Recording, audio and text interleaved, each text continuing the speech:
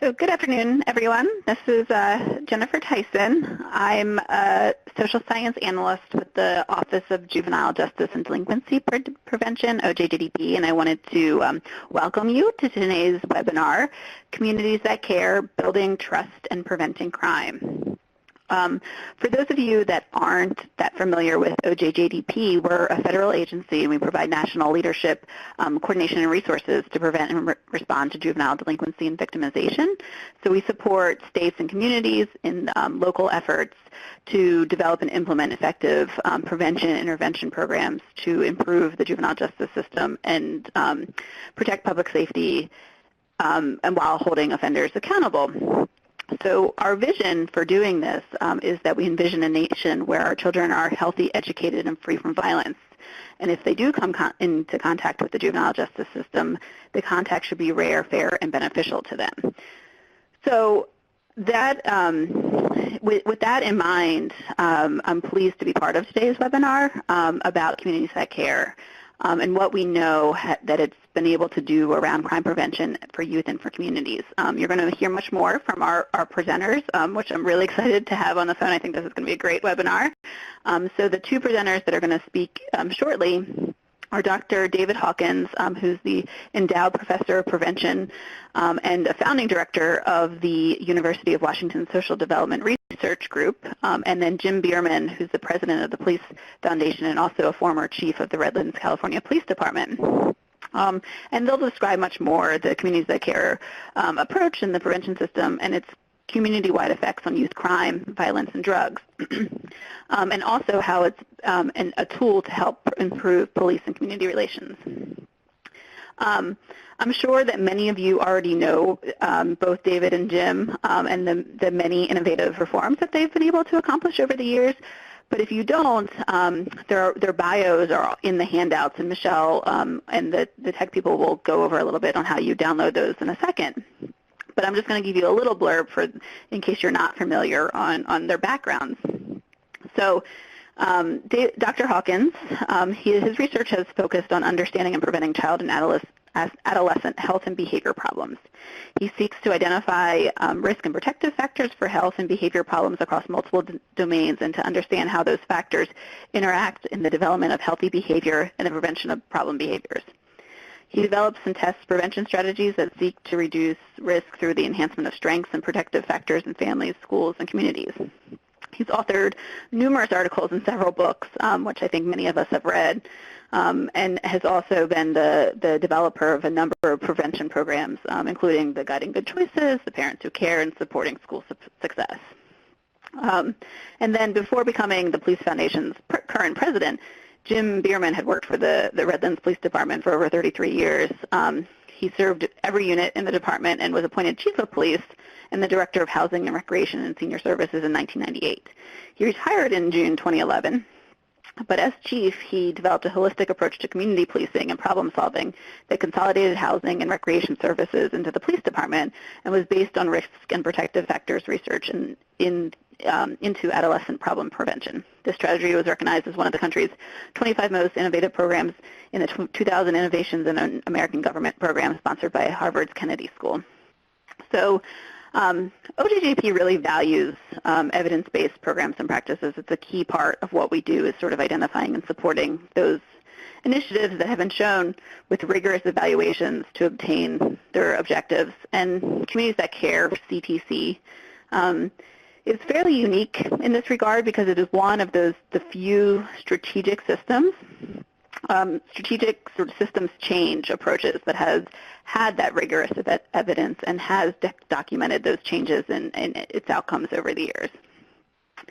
So we will hear much more about CTC and its impact on crime prevention and how it can help improve community police relationships in a moment. But before we jump in, I'm going to turn it over to Michelle Duhart-Tong with the OJJP's National Training and Technical Assistance Center, who will walk us through some of the technology for today's webinar. So Michelle, I think, are you still doing that? I am. Good afternoon, everyone, and thank you so much, Jennifer. My name is Michelle Duhart-Tong. I'm with OJJP's National Training and Technical Assistance Center. As your technical host, I'd like to just review a few features of Adobe Connect. For those of you who may be having some technical audio issues right now, go ahead and sign out and back in, and that should help to resolve your issue. So for those of you who have not had a chance to look at the bios of your presentation panel or access any of the handouts right now, they are available in the handout pod. You can access the handout pod by clicking the documents right above the public chat and downloading them to your laptop. To send a chat message to your technical host, the moderator, a panelist, or another attendee, please click 1, the menu icon in the upper right corner of the chat pod. Choose Start Chat With, then select Host, Presenters, or Specific Attendees. 2, type your chat message in the text box, and 3, hit Enter or click the message bubble icon to send. For those of you participating in today's webinar as a group, please take a minute and help us count. Go to the chat window and type in the name of the person registered and the total number of additional people in the room with you today. If you're viewing by yourself, it is not necessary to type anything at this time. In approximately 14 business days, the archived audio recording, transcript, PowerPoint, and supporting materials will be archived on the OJJDP's online university, which can be accessed at www.ojjdpou.org. Throughout today's presentation, there will be opportunities for Q&A. In the interim, use the chat feature to send your questions as they arise. They will be placed in queue for the panel to respond to later. Lastly, you will be provided with a link to take a 5-minute online survey about today's presentation. We certainly appreciate your feedback and you taking the time to respond. Now let's hear again from Jen Tyson with the Office of Juvenile Justice and Delinquency Prevention. Thanks, Michelle. So just before David takes it away, I was going to go over, there's 4 learning objectives, and I think most of you probably had the opportunity to review these, but I'm just going to go over them so you keep this in mind as we're presenting. The participants, we hope that the participants will understand the community-wide effects of communities that care on youth crime and drug use. We'll hope that you'll get a better understanding of the Communities That Care prevention system and how it works. We hope that you'll learn how to use Communities That Care in a way that it can dramatically increase community trust and confidence in the police. And we hope that you will learn how Communities That Care can guide data-driven, risk-focused, and protective policing in communities to reduce youth delinquency, violence, and drug use.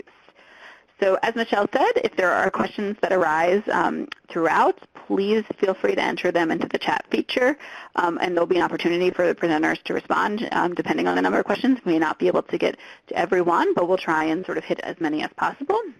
And so with that, I have the pleasure of turning things over to Dr. David Hawkins. So David, take it away.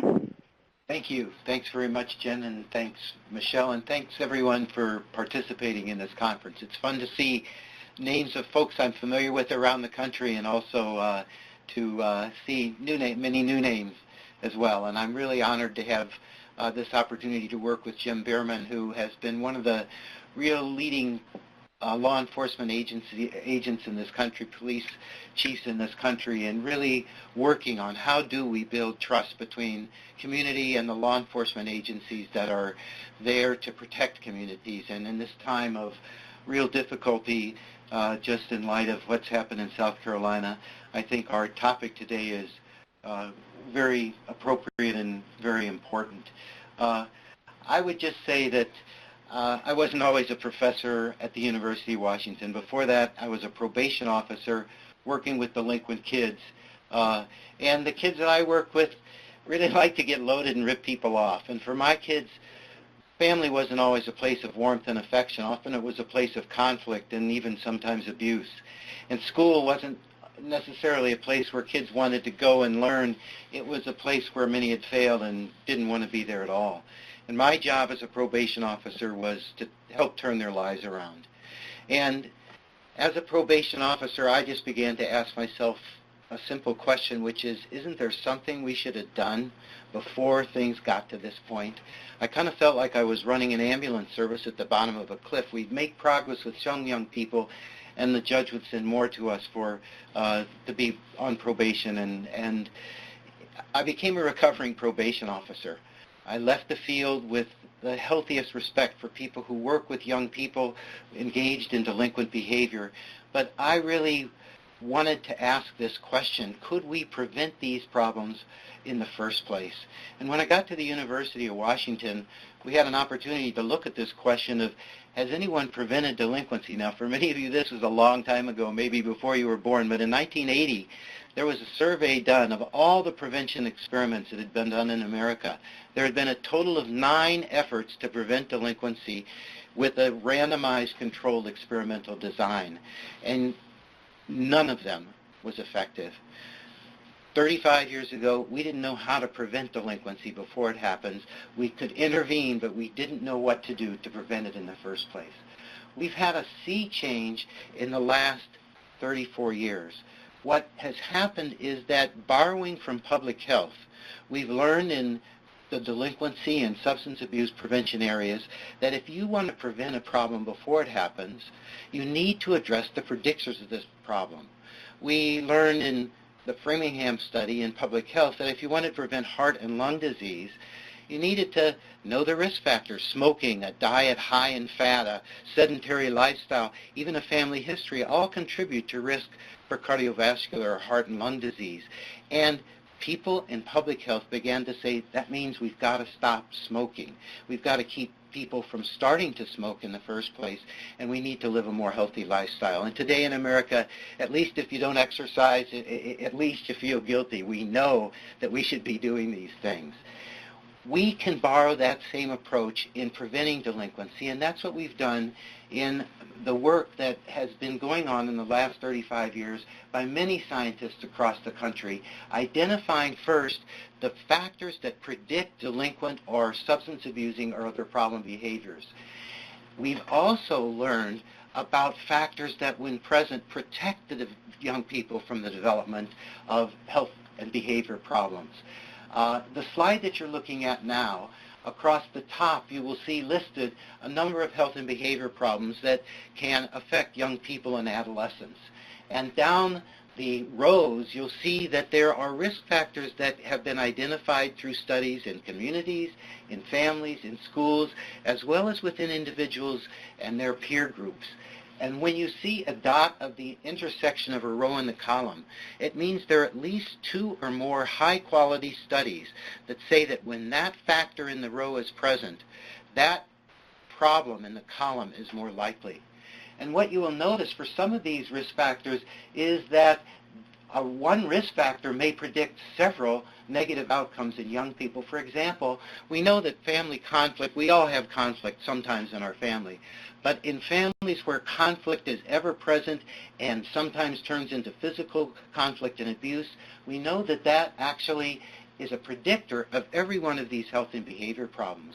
If we were successful in just reducing levels of family conflict in our communities, we would see less health and behavior problems in young people.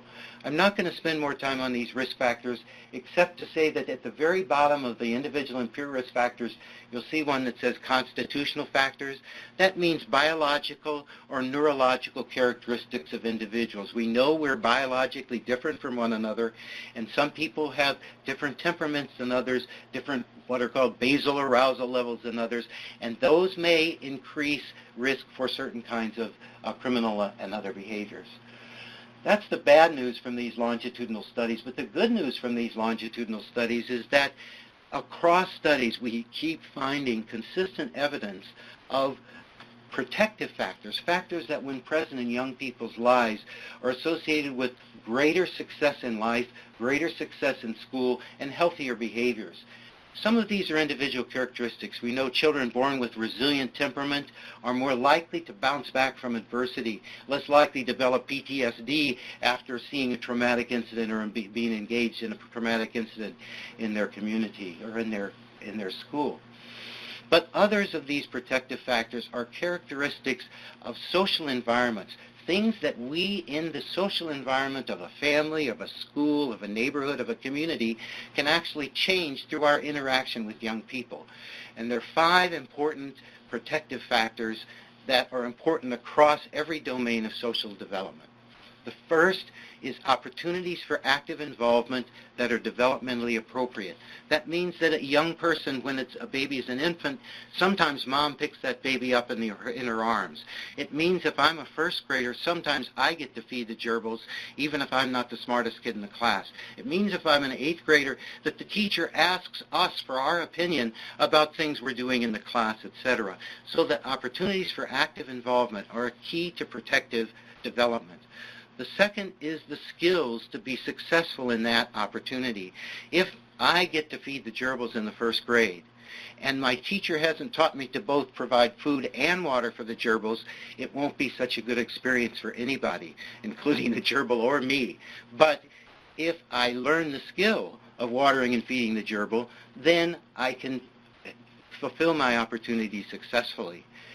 That's the second element. The third element is recognition for skillful performance. If my teacher says, class, this week Dave fed the gerbils, and look how happy the gerbils are this Friday afternoon, running around in their cage and feeling good, let's all give Dave a hand for feeding our gerbils this week. That's recognition.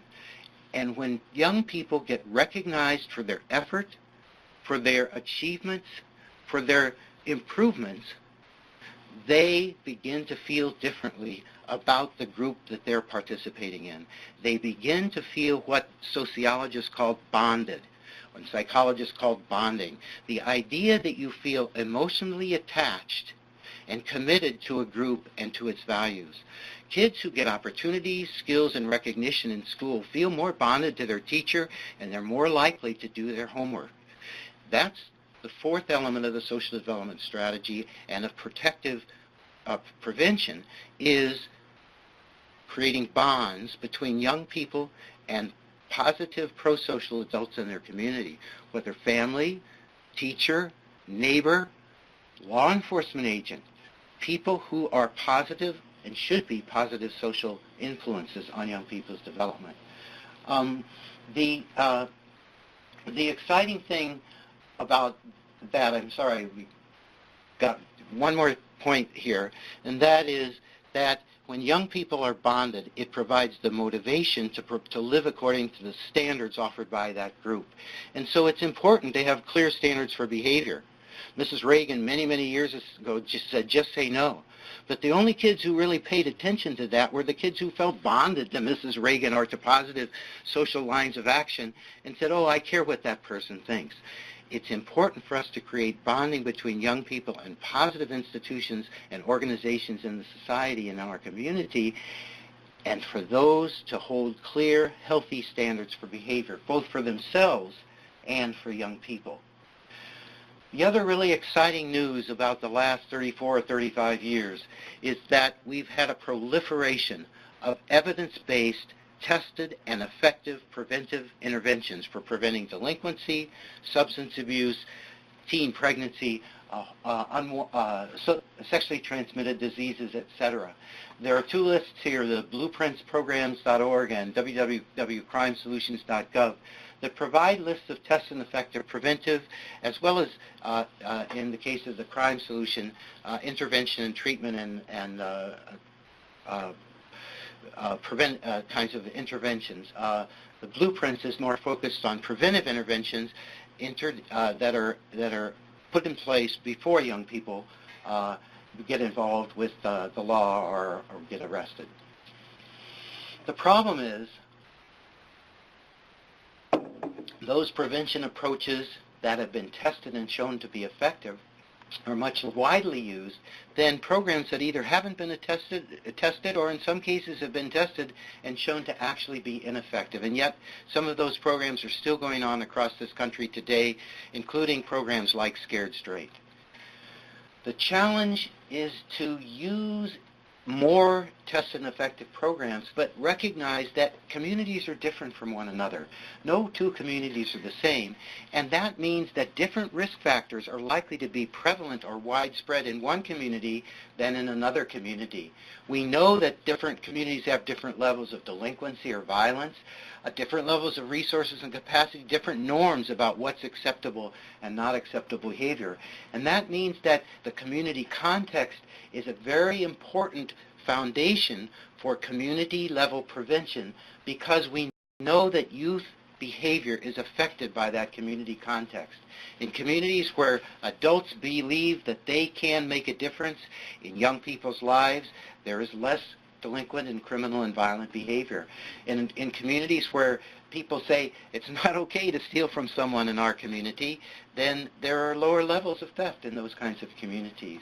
So we really need to think about a community-based approach to preventing delinquency and violence in our communities, because it's going to require not only law enforcement, and in fact in many communities, if law enforcement is the foundation of prevention, we're not going to have success, because we need to have the everyday people who are interacting with children every day in schools, in families, in neighborhoods, as well as law enforcement, involved in building a strong community that promotes those protective factors and reduces risk factors in the daily lives of young people.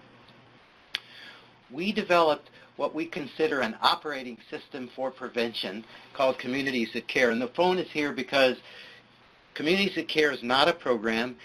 In order to get to the applications on your cell phone, you have to have the iOS or some other operating system that takes you to the right application. You want to take pictures, you got to go there. If you want to send a text, you got to go there. The operating system gets you to the right applications that you need to use. Communities That Care is an operating system for communities to use to try to address and prevent crime before it happens among young people. And it's been shown to promote healthy youth development and reduce youth problem behaviors of violence and delinquency. And I'll talk to you more about that evidence in just a moment. But let me give you just a quick overview of what Communities That Care seeks to do. Communities That Care helps communities build the capacity to prevent crime before it happens. It begins with the key leaders of a community, the people who control resources and shape opinion, the mayor, the superintendent of schools, the head of the health department, the police chief, the religious and business leaders of that community, making a decision that they want to use this science-based approach to prevention to guide their work with young people in that community. It's important for those leaders to understand Communities That Care and make a decision, because later on they will need to think about how do we reallocate resources in this community to promote the healthy and successful development of young people and prevent crime before it happens. And so they need to be involved, but they can't do it. What really needs to happen is that the key leaders of the community either identify an existing coalition of diverse stakeholders in that community, agency and service people and business people and education people and health people and parents and neighbors from that community, who come together in a coalition of diverse stakeholders to achieve the collective impact of reducing problem behaviors among young people in that community. The next thing that Communities That Care helps those communities do is to actually assess the levels of risk factors and protective factors, as well as youth problem behaviors in that community through surveys of young people in the 6th, 8th, 10th, and 12th grade in the schools in that community. The coalition then looks at that survey data, and based on that information from the community young people themselves, identifies risk factors that are elevated. That means they're affecting a large proportion of young people. If 65% of the 8th graders in a community say, my parents don't know where I am and who I'm with when I'm not at home, then family management is a risk factor in that community, because parents aren't monitoring their children adequately to know where they are and who they're with. That's a risk factor that can be addressed by evidence-based, tested and effective parent-focused programs or family-focused programs that have been shown to be effective in randomized trials.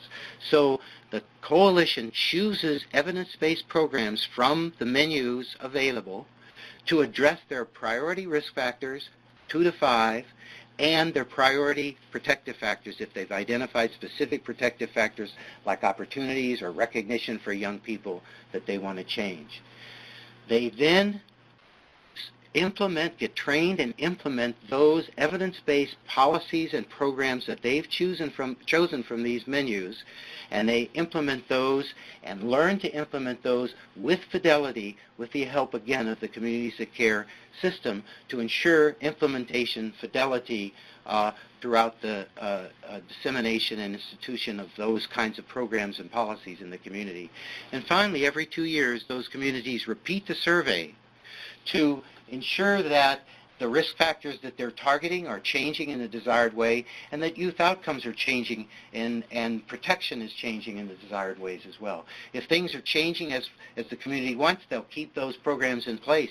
If they're not changing as much as they want, then they may find ways to spread and scale those programs more effectively and more widely, or they may add or change programs in order to get the outcomes they want. So it's an outcome-focused approach to prevention planning that continually uses data to ensure that progress is being made towards the goal of more successful and healthy young people. We have had the opportunity to do a 10-year trial of communities that care, in which 24 communities matched in pairs within the 7 states you see highlighted on this slide, from Maine to Washington. Those 24 towns were randomly chosen and matched, and then the mayors and police chiefs and school superintendents of those towns agreed to have a flip of the coin decide whether they got trained and supported in using communities of care or went on with their prevention work as usual.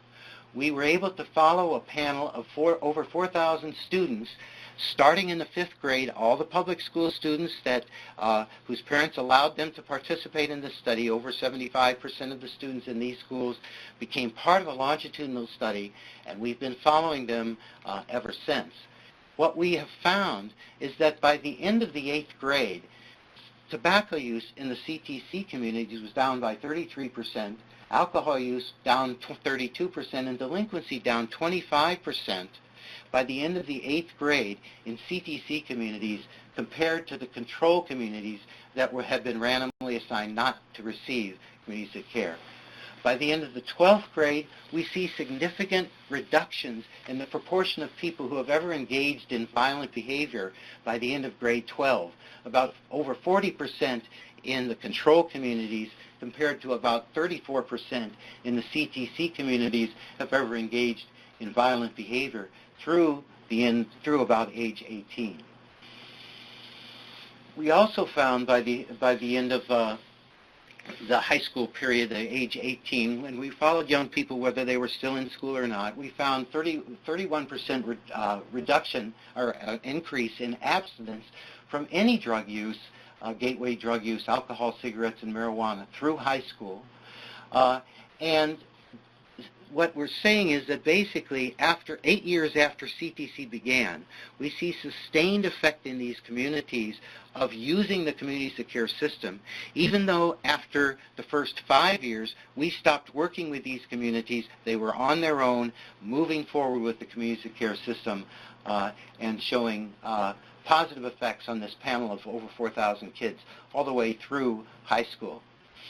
We've had the opportunity to use the Washington State Institute for Public Policy's cost-benefit analysis software, and we have found that if you look at the cost of communities of care per child, it's about $556 per child. But if you look at the benefits, just in terms of those reductions in the initiation of violence and delinquent behavior, which saves money for taxpayers in terms of criminal justice system costs, which also, when kids are less delinquent, they're more likely to stay in school, more likely to graduate from high school. We can monetize those benefits, and when we do, we find that the benefits of CTC in money terms far outweigh its costs.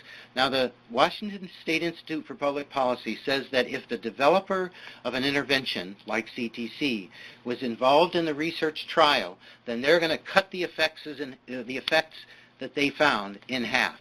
And so that's what you see in the last column here, where it says WISIP adjustments to effect sizes. What we've done is cut the effects of CTC in half because I was involved in the study, and maybe I'm really good at what I do, but the fact is these were 24 communities spread all across the country that I wasn't really allowed to talk to for a period of time because I was involved in this research study.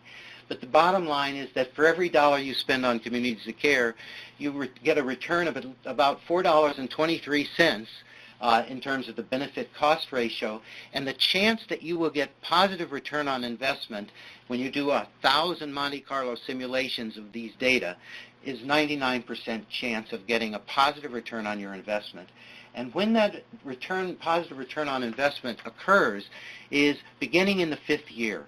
So the first 5 years you're spending more money on putting in new programs and getting people trained and monitoring implementation, etc. But by the 5th year of the program, by the 6th year of implementing CTC, communities are actually beginning to receive a positive annual return on their investment. So there are 5 phases to communities of care. First, get started, which is that point of the key leaders deciding to bring it into the community and the coalition being formed, or an existing coalition or collaborative or cabinet member of the mayors, etc., is identified as the group that's going to conduct communities of care. In phase 2, the coalition learns about the advances of prevention science in addressing risk and protective factors and evidence-based prevention programming, and then uses this survey in phase 3 to develop the community profile of risk, protective factors, and youth outcomes. In phase 4, that coalition creates a plan, takes it back to the community for input and to the key leaders for their approval, and then in phase 5, implements the 5 phases, implements the plans of prevention, programming, and policy that they've made. And again, it's a circular process, so every 2 years we look at the data again to see if we're achieving our goals or if we need to make changes to achieve our outcome goals. So it takes about the first year to get this thing installed, communities of care installed. The get started phase takes a couple of months to get everybody on board, then you get organized. So by the end of the first year of communities of care, you have the action plan. And I'm going to just skip through this. And then you will begin to see effects of the communities of care system beginning in about the 2nd or 3rd year of implementation. And by the 4th year of implementation, we began to see these changes at the end of the 8th grade in problem behaviors that continued to endure through high school. So communities of care is not a quick fix. You're not going to get results in 6 months. You're not even going to get results in a year. You'll have it institutionalized in a year if you use it and in place and beginning to work. But it'll take 2 years to 3 years before you see real changes. But that's because communities of care is changing the way communities do business, involving all the sectors of the community in working together to solve problems, including education, health, law enforcement, human service agencies, business communities, and the faith community. When communities use communities of care, they get trained in technical assistance. We'll talk about that again later. That should increase the functioning and capacity of that CTC coalition. We need to have the diversity of the whole community in place on that coalition so that everybody's views are represented, and then people learn to use a common language of reducing risk, enhancing protection, and achieving outcome goals that are measurable. As people learn to do that, the community begins to change itself. And one of the most important things is at the very top where it says adoption of science-based prevention. What we've learned is that when communities use this communities of care system, pretty soon the key leaders of the community, the people who control resources, the mayor and the police chief and the business leaders and the school superintendent and people who really control resources in the community, as they begin to understand and use communities of care, they begin to report that they're trying to reduce risk factors in their community, and they're trying to use evidence-based programs and implement with fidelity and change the way we work in this community. And what we find is those things change as reported by key leaders in the community, we see more evidence-based programs going in place. We see young people reporting less exposure to risk factors across the whole community, and we see these positive youth outcomes that I presented to you earlier. So that's a quick run-through of what Communities That Care is, and it's going to be exciting to hear Jim Bueermann talk about how he, as the chief of police in Redlands, was able to use this system to really move into a new iteration of community-based policing. But before we do, I think I need to see if I can answer some questions. So I see a question. I'm going to just go ahead and answer some of the questions I see. One says, has CTC used faith communities as part of Communities That Care? Let me just see if I can start this, and I don't know if this is helpful to people or not.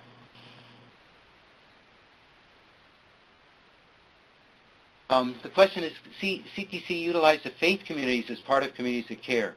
And the question is absolutely yes. In fact, one of the things that we found that's really exciting is when, for example, in one of our communities in the study, it was about 65% Latino community.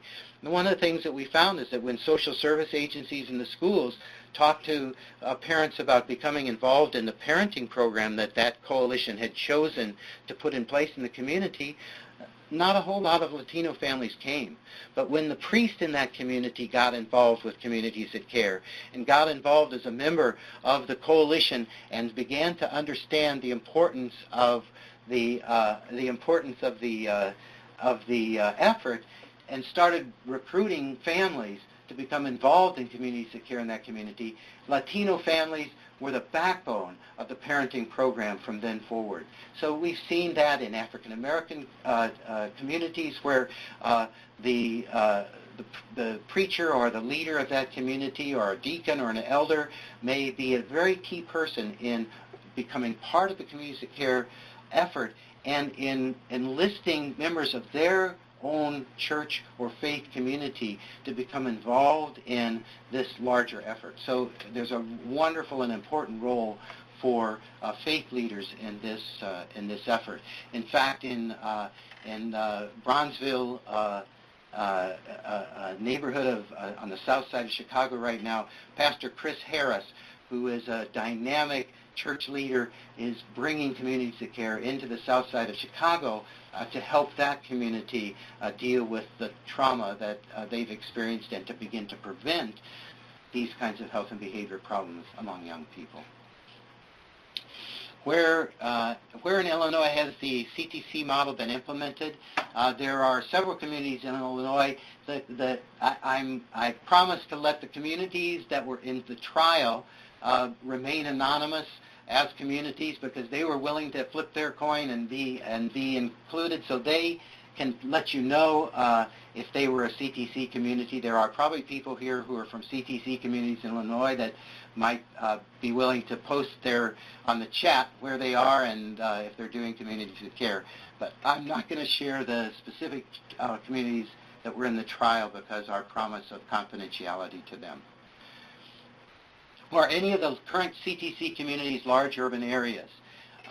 Yes, there's a community, Montbello is a neighborhood of the city of Denver in Colorado, and the Montbello neighborhood is using Communities That Care in their initiative there.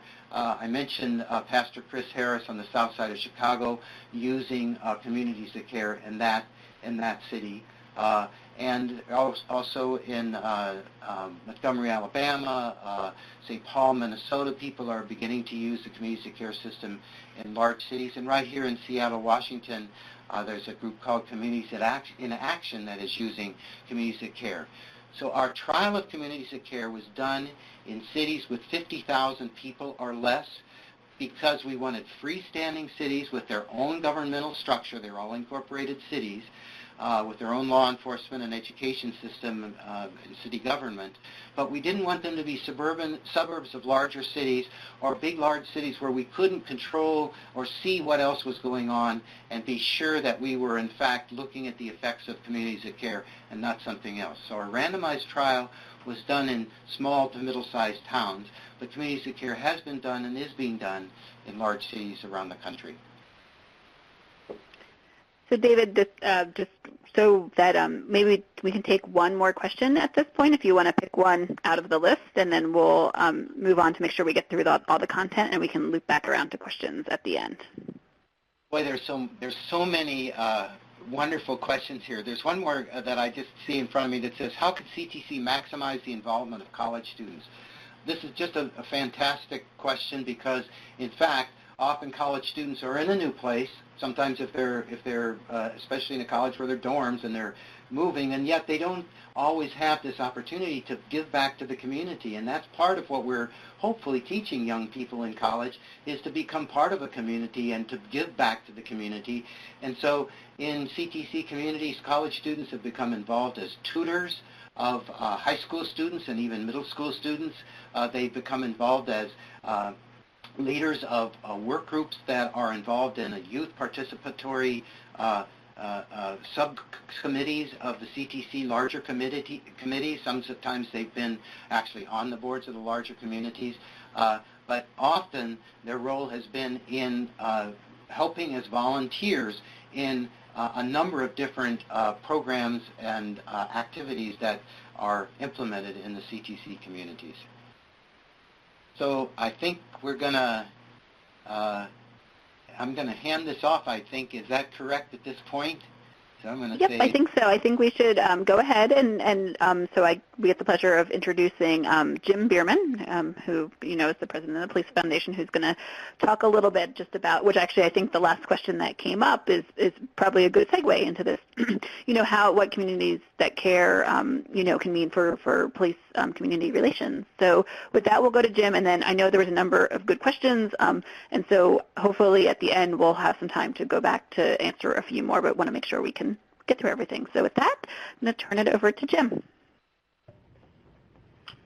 Thank you very much. So I'll tell you a little bit about Redlands and how we got involved with CTC. Redlands is a great community of today about 80,000 people, 60 miles east of Los Angeles.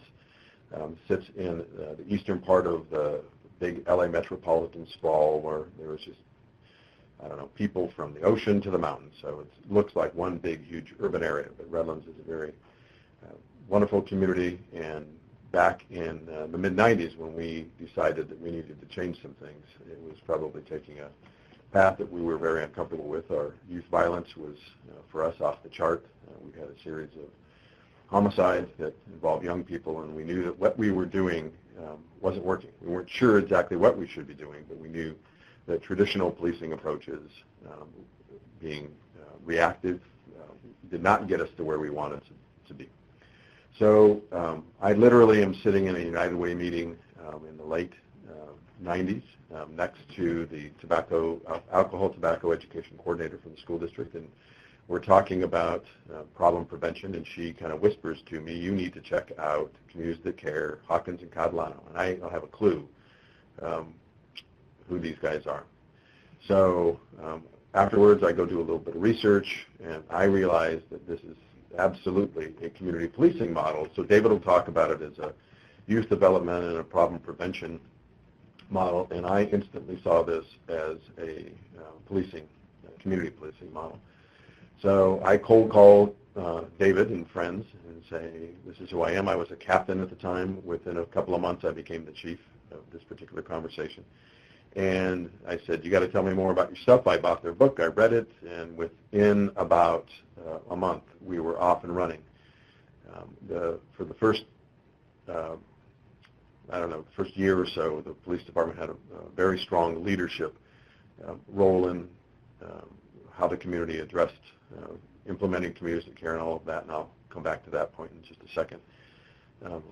When I talk about why we adopted this as our organizational strategy, and by that I mean we completely changed the police department around this evidence-based model. So we called it risk-focused policing.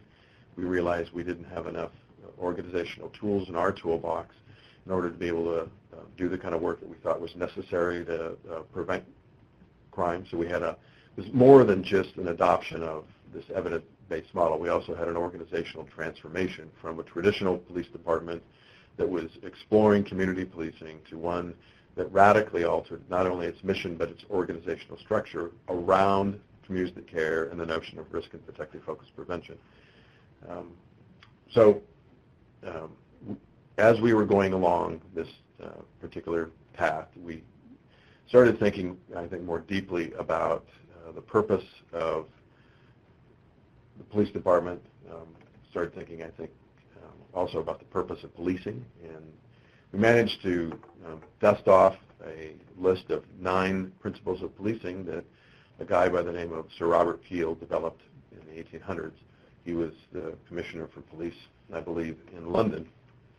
And I won't read them all to you, but there are 2 that I think are prominent in this discussion and certainly helps explain how we got our collective heads around this and why we decided that the traditional methods by which we were trying to control crime and disorder just weren't working and really didn't speak to what is more important today than it has ever been, and that is the community trust and confidence that is so often in the press and that is probably center stage right now more than at any other time in our history in terms of the relationship between the police and the communities they protect.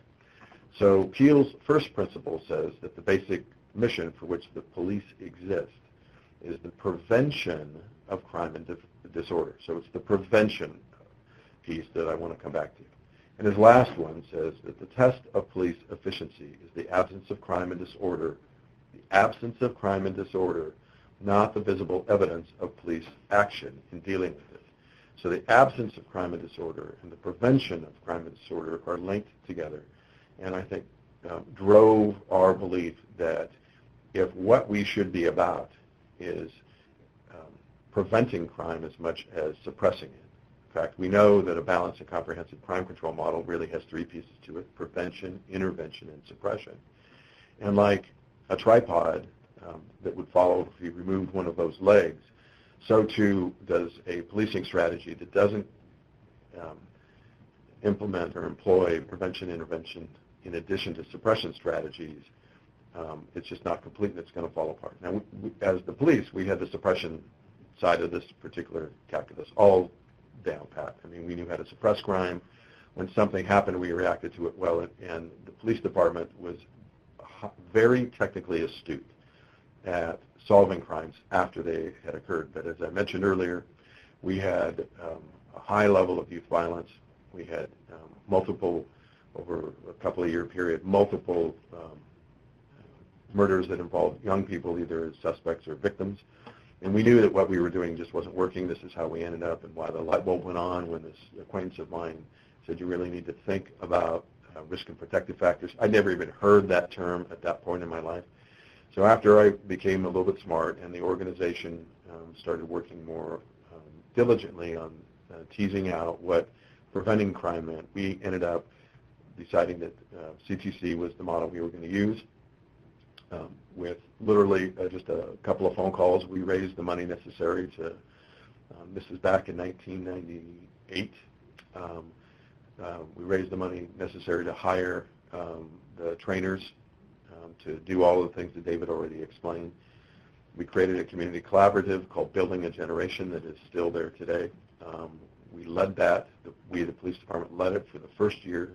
And when the community's readiness level to do this work on their own rose to a certain point, then we stepped away. I stepped down as the president. We became participants and team members, but not the leaders of the collaborative. And as I said, the collaborative is still, well, today it's been functioning, and many other people have led it and continue to do their work. So we decided, as I said, that we needed to focus on these Peelian principles. Our mission statement, police mission statements frequently are very complex and difficult to recite. Ours we tried to make very simple and focus on what we were trying to do with CTC, so our mission statement was and continues to be today, controlling crime before it occurs by supporting strong families, resilient youth, and safe and sustainable neighborhoods. And when you break that all down, you realize that not only do we have to think differently and use evidence, we became very evidence-based. We were, and I am today, a very strong advocate of evidence-based policing, and that's the notion that you use the best available scientific evidence to drive your strategies. Policing is full of strategies and policies and techniques and tactics that we believe works, but we don't necessarily have scientific evidence that it works. So it was important for us to find that scientific basis for doing this. And then we restructured by asking the city, when we realized we didn't have enough of those organizational tools in our toolbox to do that work that was encompassed by that mission statement, we asked the city to combine into the police department housing, recreation, senior services, code enforcement. And that gave us the tools to, David showed you a chart a little while ago that has 4 domains. Inside of each of those domains are risk factors. And after we identified what those risk factors were, we knew we needed tools to do some of the work around those to better serve or collaborate with, I guess I should say, our community partners for the reduction of the risk and then the enhancement of the protective factors. So police officers did not necessarily do housing work. We became the housing officials for the city of Redlands. We had housing specialists that were civilian employees that knew that business, but instead of them using their list of first come, first serve to provide financial assistance for rehabilitation of properties, which speaks to the notion of community disorganization, or to provide low interest or non-interest loans or grants to first-time home buyers, which deals with the risk factor of high transition and mobilities. We used our crime analysis unit to map the risk and protective factors in the same way we would map robberies and burglaries. We discovered that we didn't need, other than housing, because we needed housing tools, and recreation, but if we'd had a PAL program, a police athletic league, maybe we wouldn't have needed recreation. But we brought recreation into the police department. And it didn't really have to be, I suspect. We could have just collaborated with them. But police chiefs are kind of control freaks. I was a police chief, so I guess I was a bit of a control freak. But it just made sense that for us that if we were going to lead this charge in the community of identifying and reducing risk factors, identifying and enhancing protective factors with the outcomes that we all agreed on that we were seeking, then we needed all of those other departments, or functions, I should say, as part of our department, so that we knew that they were in complete alignment with this organizational strategy. So other than those specialized pieces, the housing specialist and the recreation specialist, we didn't really need any other parts in the police department. We used our crime analysis unit to map the risk and protective factors. We found a way to geocode them so we could tell at the census block level is where we were mapping. So we produced maps for the community that showed not only the predominance of risk, hotspots, if you will, of risk factors, but also the hotspots of self-reported behaviors, like I took a gun to school, or I've been binge drinking, I've used drugs during a certain period, and all of the things that the CTC Youth Survey gave us in terms of data. I think it's very important for police chiefs to understand that they have a bullet pulpit in their community, and that the police department can talk about a lot of things and people will generally listen to them. And when we began the discussion about why we all needed to do this, that what certainly could happen in the city of Redlands, the 10 freeway bisects the city, and so historically there was some inclination on the part of people to say, well, most of the crimes are serious crimes, and certainly violent crimes are being committed in a certain part of town. So we don't really have to worry about that because we live in another part of town and we don't really have those problems. We were able to show the community with these maps that while the risk factor profiles were different in different places, and the behavioral problems were different in different places, just like crime is a little different, in every part of our town we had self-reported problem behavior, even in the most affluent parts of the community. In fact, I had a politician ask me not to release the maps because he thought it might be alarming to people that lived in relatively crime-free parts of town to see that their own kids were reporting less than healthy behaviors. And so after we worked through that particular discussion, he agreed that everybody needed to see that because part of what we were trying to do was empower parents to have a better connection to what their kids were up to and all of that. So how I see CTC, I don't know that I saw it this way at the time we did it. We just thought it was a natural thing to do. I believe deeply in the co-production of public safety, that's a fundamental part of community policing, that the police and the community have to work together to co-produce reduction in crime and safety and reduction in disorder. But I also today would talk about this very differently, and that is in terms of police legitimacy. I think most police officers believe that they're the good guys and that they work very hard to try to make their community safe. I know that's what the people did that I hired, and I know that's what I tried to do. But I also am very clear that not everybody in a community would necessarily believe that. That if in some neighborhoods of my community we were perceived as the people who kicked in doors, took people to jail, wrote tickets, impounded cars.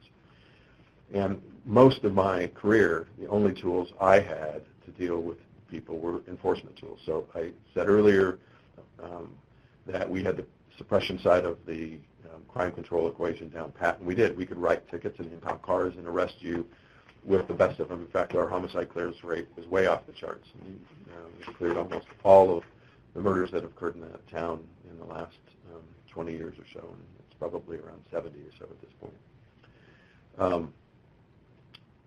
So technically we were very good at what we did, but what we didn't have was a different construct that we could convince people that we were the good guys, that we really had their kids' best well-being in mind, that we cared about their families. You can see by our mission statement that we define our version of crime control about a preventative model. David talked about controlling crime before it happens, and we tweak that just a little bit to say it's about controlling crime before it occurs. That's our credo, and as a matter of fact, that's still the motto of the police department, controlling crime before it occurs. But we wanted to be able to say to the community that we had a very distinct mission and purpose, and that was to make Redlands a better place through this operationalizing this mission. And as a subset of doing that, we are going to have to enforce the law, that we would enforce the law, that we were law enforcement officers, so we had to do that. But in California, the penal code doesn't call cops law enforcement officers. It calls them peace officers. And that is a historical connection, and I think that our socialization is such in the culture of policing that it's not difficult sometimes to lose sight of that, and we use the term law enforcement all the time. I think that we would do ourselves a favor if we started using either policing or some other term than law enforcement. That's a subset. It is not the function of what we do all the time, and it certainly wasn't the function of what we did all the time. Our job was to try to create and facilitate a safe community, to control crime and disorder before it occurred. And when we started focusing on and messaging that and creating partnerships through this community collaborative and expanding the way we thought about crime and disorder, it was first of all very liberating, but it was very productive in the community. And our level of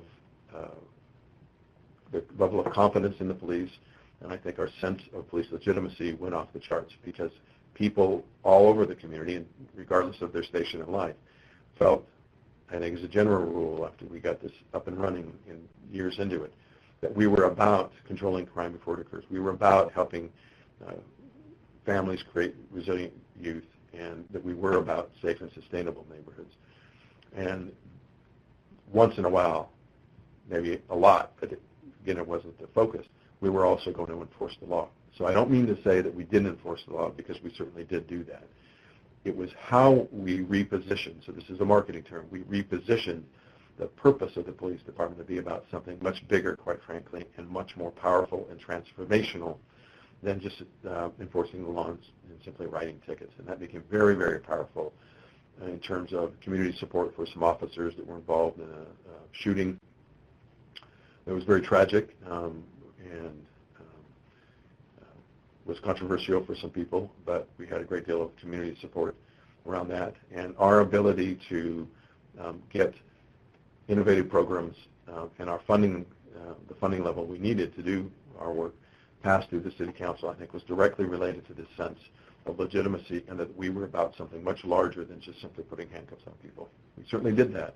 But even in our drug court system, so we had a drug court system as a result of that. One of the risk factors is parental involvement with the problem behavior. So we knew that parents who were drug addicted, and we had a drug court that was operating locally.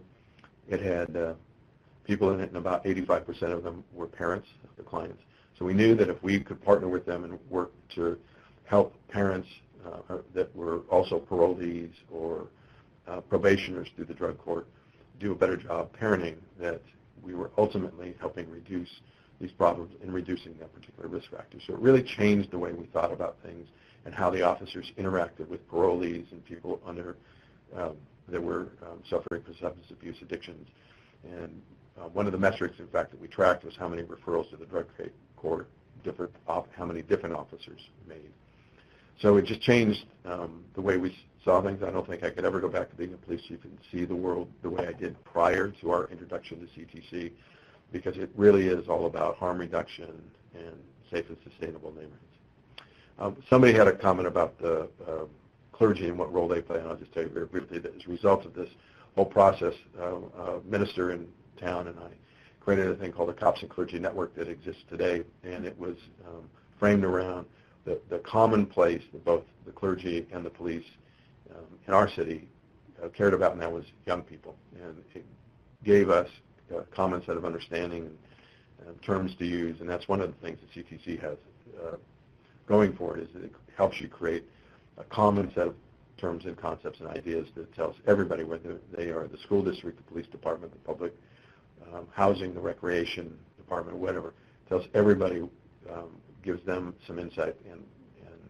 into what they need to do to participate in the kind of outcomes that people see. So that's kind of our story. I'll entertain any questions. So, Jim, there's a lot of questions that came in, and I'm just going to try and get through a couple, and then we'll move on, and then hopefully we'll have some time at the end. But one question I think came in earlier, and you addressed this a little bit in your comments, though I think it's worth probably going back to, which is, was it hard to get the frontline law enforcement officers to reframe how they understand aggressive behaviors in youth and adopt the CTC model? How long did it take to adopt this model? Because I imagine this was quite a paradigm shift for many. It was a great paradigm shift, and one of the things we had to do was define what was in it for them. And so I spent a great deal of time talking to the union leadership and in briefings with our sergeants and other people. And one of the important messages that we conveyed to them was, we're not asking you not to be cops. We're not asking you to become quote-unquote social workers, although I will tell you that I think almost by definition cops are social workers. But we said that's not what we're asking you to become. What we're telling you is that we're going to create new metrics, new mechanisms. The police department's going to be about something entirely different. And what's in it for you folks is that, when you go to negotiations with the city and you're trying to get community support, or we have a controversial critical incident or shooting or something, and we ask the community to believe our side of the story, that they do or they don't, based in large part about whether they trust the department or not. And if all you do is write people tickets and tow their cars and arrest their kids, then you shouldn't be surprised when certain neighborhoods or certain communities within your city don't actually like you much. And I don't know that I understood this early on in my career, but I remember one day, and I'd probably been on the street like a month or two, I'm driving down the street and I see this kid of about 8 years old standing on the side of the street, and I wave at him and he flips me off, right? He returns the wave with only one finger, and I couldn't figure that out. And later on, somebody told me, well, based on where you were, I can tell you that we probably have served a search warrant at his house or next door, or we've arrested his aunt, uncle, mom, or dad. Maybe we've impounded and towed the family car. So we have to find, I think, another way to give people a reason to like us. Whether, and I'm being very blunt about this because people should like us, I guess, just because we're the police, right? But that is not reality. There are being about law enforcement entirely in some communities, and the kind of aggressive behavior when we deal with kids, and not understanding what's putting them at risk, or not even understanding the basic difference between the adolescent brain and the adult brain, and why that's very important, understanding the science around adolescent brain development is important for police officers. If we don't understand that stuff and we don't behave differently, then we probably shouldn't be surprised when many people view us as a necessary evil as opposed to something that they proudly say to their kids, I hope when you're old enough you grow up to be a cop in our town. Yeah. So I think I'll do one more question and then probably have to move on to the rest of the slides. So there's a couple questions that came in, I think, to this regard. So do you have a sense on how how many police chiefs are willing to support CTC today? How often is there a measurement, or how aware are you of the CTC willingness of sort of top police leaders to adopt this type of approach? So I think most police chiefs in this country have never heard of CTC. So first of all, if you were asking specifically about this model, many would say, well, I don't know what it is. Many of them do know. I have developed a good friendship with the chief in Utah whose city decided that they're going to engage in CTC, and the police department's going to be the leader in that. And he Googles and found my name and somehow tracked me down, and as a result of our conversations about that, we became friends. I think a better question is, how many police chiefs in this country are amenable to changing their policing model or expanding their policing model to encompass the kinds of things that CTC is about as a way of creating increased sense of police legitimacy and confidence in the police. And I think most thoughtful police chiefs are currently looking for ways to do that. I was at a White House meeting earlier today that had about 20 police chiefs from mostly larger city departments around the country, looking for exactly that. And it is very clear to me that what we are seeing in terms of the sense of trust and justice in communities, confidence in the police, I don't believe that this is an episodic thing. It's not a fad. We're seeing the beginning of a movement in this country that says to the police, we need you to be more compassionate. We need you to use less force. We need you to be about more than just slapping handcuffs on people and throwing everybody in jail. There's lots and lots of people, millions of people in this country that believe we've used incarceration way too much. The over-incarceration of communities of color is a real phenomenon. And when police chiefs that look like me do not pay attention to that, then there are going to be problems in their community. And CTC gives everybody a common set of terms and a common grounds with which to have discussions that will ultimately end up including discussions about race and class, poverty, employment, and some other things that are clearly beyond the purview of the police, but will give parents and police officers alike the ability to talk about a common interest, and that is the healthy upbringing and the healthy outcomes that we want their children to have. Great. Well, thank you so much, Jim. And I think we're going to move on to the rest of the presentation.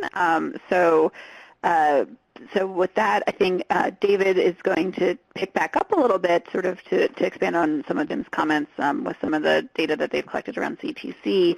But we have about a little over 15 minutes left in the session, so I think David just may need to skip over a few slides and sort of focus on some key points, and then everyone has access to all the slides in the download handouts that's available too. So with that, David, are you ready to take it back over? I am, and I want to first just thank Jim for his explanation of how his department was able to use the communities of care approach to really change policing in that community, as well as what was going on in recreation and senior services and a number of other things. It was so exciting for us to watch Jim and his department take that kind of leadership to really show that it was possible to make these real changes, sea changes in the way law enforcement operated in a community to really move towards becoming partners in prevention with the community, partners in promoting the positive development of young people in that neighborhood. We're seeing that in Seattle. Our new chief, Kathleen O'Toole, is collaborating with us in a Communities in Action initiative here in Seattle, and it's so fun to see those precinct captains moving from this role of trying to ask community members, what do you need, what do you want from us, which is a wonderful thing, but to actually saying, how can we be involved in working together to prevent these kinds of problems in the first place? And as people get to know each other, positive things start to happen, so it's exciting to see. I'm going to skip over. I just want to show a couple of things that may be helpful as people are kind of wondering about this community care system. As we go forward, I mentioned the collection of data on local levels of risk and protection and prioritizing risk and protective factors to address, et cetera. I want to just show you kind of what communities get. This is a profile of a particular community in which you're looking at the young people, the proportion of young people reporting on a survey, and we're able to code their answers to determine what proportion of young people, whether a child is at risk on that specific risk factor. And so what the community gets back is a slide like this, which shows the level of exposure, the number or proportion of young people in that community who've been exposed to that risk factor. So if you look in the peer individual area, you'll see favorable attitudes towards drug use. About 85% of the kids in this particular school, which happens to be an alternative school, are reporting that it's okay if kids use. I don't see why people have a problem with young people using drugs. So that's a risk factor if kids have that attitude. Poor family management in the family domain is also somewhat elevated, as are parental attitudes favorable towards drug use.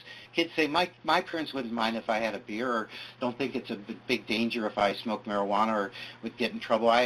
My parents aren't that concerned about drug use. And so armed with that information of what our profile looks like, the community can select those risk factors to target. And what you're seeing here across the top, it says CTC community. That's the 12 CTC communities.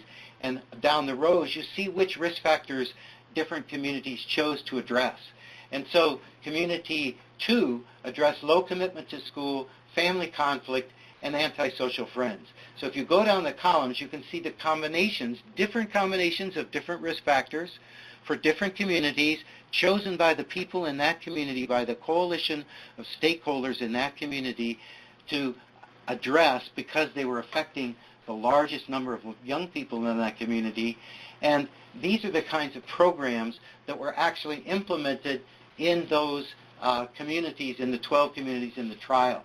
The top thing, I don't know if your slide is messed up a little bit, the yellow ones are school curricula. The orange ones are programs for kids who need some extra special attention. They're selective programs like Big Brothers Big Sisters, mentoring, or tutoring programs. And the last ones in turquoise are actually family or parent-focused programs. And you can see that different communities chose different programs. And yet, as the trial went on, as the study went on, we saw increasing numbers of young people exposed to school-based programs. A lot of communities at the beginning said, you know what, we've got No Child Left Behind. We don't have time for life skills training in the schools or to teach kids social and emotional skills. But because there was a coalition in those communities working on the importance of reducing known risk factors and strengthening protection, every one of those 12 experimental CTC communities ended up providing curricula, school curricula in the middle school years to help prevent problems like violence and substance use and delinquency among young people. And so the exposure was over half the young people in those 12 communities were getting services that were preventive kinds of services. And that led to the outcomes that we saw earlier. I just want to remind folks that it's not enough just to choose a program. You've got to implement the program with fidelity in a way that will work in your community. Sometimes that implementation has to be tailored to that population in order to be successful. We used a number of strategies and do in CTC to ensure that we and the people in the coalition and the community know that we're implementing and that we're getting changes that we want to see. What you can see is that across the various programs that were implemented in the trial, very high levels of virtually all those programs of implementation of all those programs was achieved with one or two exceptions, one exception below 60%, one below 80%, and the rest got 80% fidelity of implementation, which is why we got those outcomes that we saw. I've mentioned the trial, in the trial following those 4,400 kids up. I want you to look at this. The blue lines are CTC communities. The red line next to them is their matched control community. And I want to ask you to do the interocular test. And look, these are protective factors in the community, school, family, and peer individual area. Are the blue lines higher or the red lines higher? I know I can't hear you. Maybe you can type it in.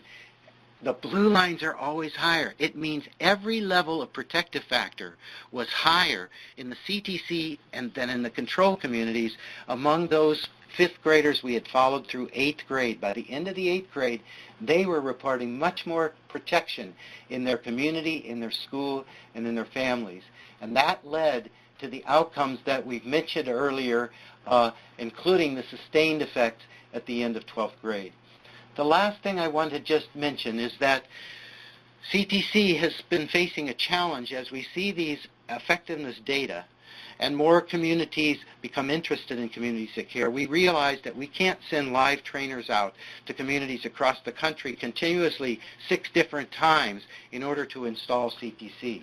It's also a problem because if you are getting a coalition together, you have to have everybody there, and if somebody can't make it, they miss the workshop, they miss the information. So what we've been doing and what we've completed is a development of what we call eCTC, Electronic Communities of Care.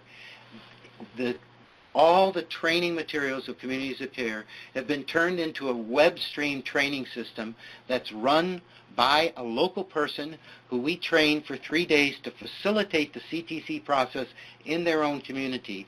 And they can then move the CTC training process and installation process with their coalition forward at their own pace, and it provides opportunities for people who miss workshops to go in and watch the videos or get participate in the training on their own, etc. So if you're interested in Communities of Care, if you just go to communitiesthatcare.net, www.communitiesthatcare, all one word, .net, you'll find this website, and we have made Communities of Care available. The original trainings are, all the materials are online on this website, and in addition, we are providing this eCTC, electronically delivered CTC, that we stream via the web, that local communities can go through at their own pace. And I have just a brief portion of one of the videos that I'd like to show at this point, if Michelle, if it's possible to do that. I'm just going to show you a brief clip from one of the instructional videos we saw earlier about the 5 phases of CTC.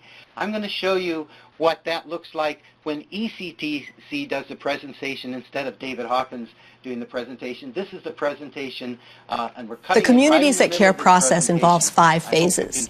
The first phase, Get Started, is where you do all the behind-the-scenes work to activate your community to begin the process. In phase 1, it's essential that key community leaders decide to bring Communities that Care into the community. They, in turn, invite a diverse group of stakeholders who care about children and youth to become involved. Phase 2, Get Organized, is where you form a coalition or a community board. Or if you have an existing coalition that's doing well in the community, you may invite that coalition to take on the Communities that Care process. You will learn about prevention science, write a vision, form work groups, and do all the initial planning necessary to take the next steps. Phase 3, create a profile, is all the assessment work in communities that care. First, you'll take a look at the data about the youth in your community in order to select priorities. What are the health and behavior problems most in need of attention? And what are the risk and protective factors for action? You'll also take a look at the resources in your community to find out where there's already things that are working well to support those priorities and where there's any gaps in services that CTC could do a lot to help. Phase 4, create a plan, is where you pull all this work together in order to write an action plan for your community's prevention work. You'll compile that assessment information and select tested programs and policies to address the priorities that you found and to fill those resource gaps that you found during your assessment. Phase 5, implement and evaluate, is where all your planning gets turned into action. You'll implement those tested and effective policies and programs. You'll deliver them with high quality. You'll monitor their progress to be sure they're being delivered well. And you'll track your changes over time to see that you're making the changes in children's health and well-being that you planned for. Throughout all of these phases, there are Communities That Care workshops to help you with each step. But remember, phase 5 is not the last phase, because Communities That Care is this continuous process of improvement. You'll revisit all of those phases over the years in order to continue improving the health and well-being of your children.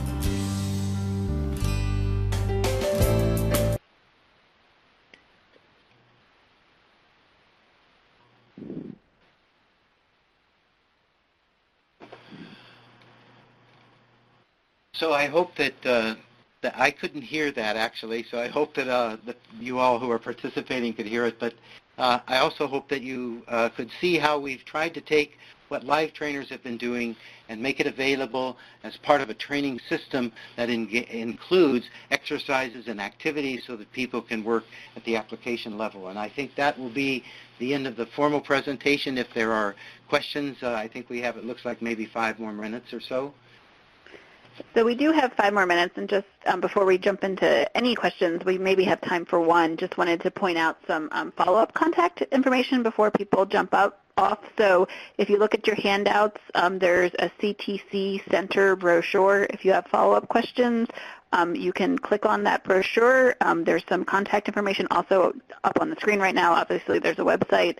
And then Jim Bueermann kindly provided his contact information in the chat box to everyone, and is providing a link at the bottom here, or a reference at the bottom here about on the Redlands PD risk-focused policing model. If you go to that Harvard Kennedy School Innovations in America Award or contact Jim, there is more information. So with that, I think we have time for maybe one question. David, I don't know if you had a chance to scroll through, or do you want me to go ahead and just pick a question? You may, I can do it. Okay. So there was a sort of theme about cost, the questions, and so I was going to pick one that related to that. So I think this one's a good summary. With so many budget cuts in the areas such as this, how do you convince the coalition and leaders that the cost would be worth it in the long run? Great. It's a wonderful question. The first thing that we think is useful often to do is, if possible, let's just look at how much money we're spending on children in this community. When you really think about the amount of money that we spend for education, for law enforcement, for children and infants programs, WIC programs, early childhood education, etc., and then child welfare and juvenile justice costs, it becomes pretty clear that we're spending a lot of money. And the question is, are the things that we're doing right now really accomplishing the outcomes that we want? We heard from Jim that in Redlands, they weren't getting the outcomes that they wanted. And so they thought about how could we get closer to the outcomes we want.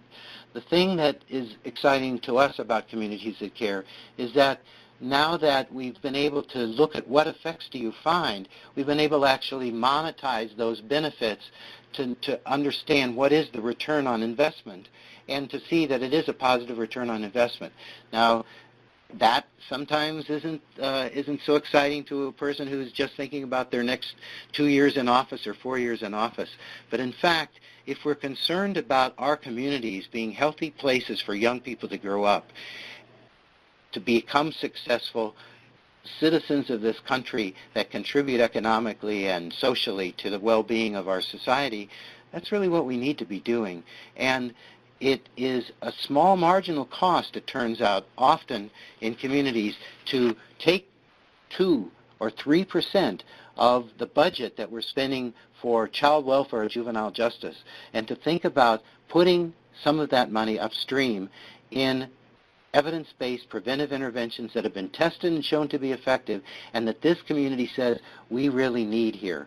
And so it does take a willingness on the part of key leaders to say we'd be willing to think about reallocating resources, because you've got to do that in many communities. But what we see is that there are cities where people have now said, communities of care, it's part of city government. We're doing this. We have to do this because it's what we're doing to ensure that we have a safe community where healthy kids are growing up in collaboration with all the adults in the community, including law enforcement. They're not at odds and flipping them off. They know them. They've been involved with them in various, and their parents have been involved with them in various forms of activity that make it possible to believe that we're all working together for a future in which everybody succeeds and is healthy. So we are exactly at the end of our time, so just wanted to thank both Dr. David Hawkins and Jim Bueermann once again. I think this presentation was fascinating. I mean, just the points about, how the importance of sort of prevention and what that can mean for sort of, crime prevention, but also just improvement in outcomes in communities. I think it's, just really important information. And Jim, just appreciate so much, what you shared and how this, really can be implemented in sort of a police department and reform, and sort of be that paradigm shift around sort of, working with communities. And so thank you again both. I think this was a great discussion. Wonderful questions.